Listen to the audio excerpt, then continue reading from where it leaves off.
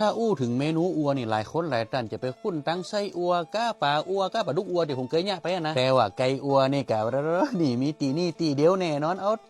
แต่หลายคนหลายท่านอาจจะคุ้นหน้าคุ้นตามันพองแล้วเนาะผมเคยเนี่ยไปประมาณ2 เที่ยเนี่ยแต่ว่าตอนที่ผมเนี่ยอยู่เกาหลีเนี่ยผมไม่ได้เอาไก่มาอบโอ่งจะนี่ครับเนาะมาวันนี้จัดแบบคือเอาแบบคือให้กันเนาะไก่อัวสมุนไพรอบโอ่งนี่ว่าฮอตจืดมั้งกะ เหมาะแน่นอนแต่ก่อนอื่นเลยก็เมียนเดิมเนาะเขามาตำพริกมันจะตำพริกกับวันนี้ขี้ข้านตำเนาะวันนี้ใจเขียงปันเลยง่ายดีเนาะโบดกันเดียวละเอียดยิบอันพริกอันเขียงมันก็จะลายน้อยครับเนาะมันก็จะมีจะไคร้ข่าพริกแห้งหอมเตี้ยมหอมแดงขมิ้นรากผักป้อมแกนหอมป้อมแล้วก็ใบบักกิ้วหั่นฝอยใบบักกิ้วนึงใบเงี้ยมันก็คือใบบักกูดครับเนาะใบมะกรูดนั่น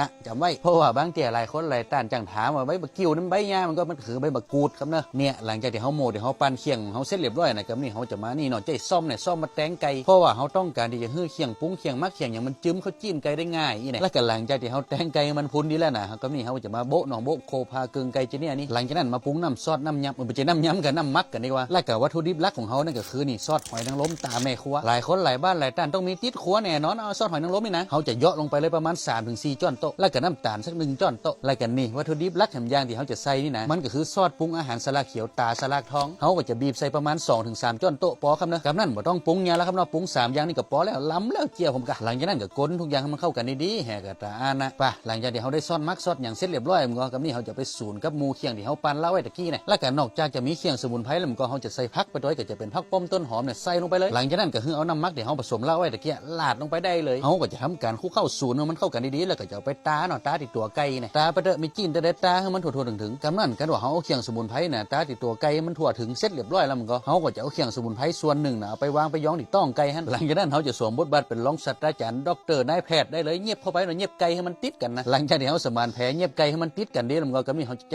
ตอกเนาะเขาจะเอาตอกนั่นน่ะมาหัดมามัดมาเกี้ยนมันจีเนี่ยนี่แต่ถ้าว่าคนใดมีตอกใจตอกบ่เป็นบ่จ้างก็ฮือใจเจียกไฟเนาะบ่ใจเจียกฟางจากไหนหล่อนน่ะบ่ได้เนาะบ่อันนี้เรียบร้อยเนาะนั่นนะ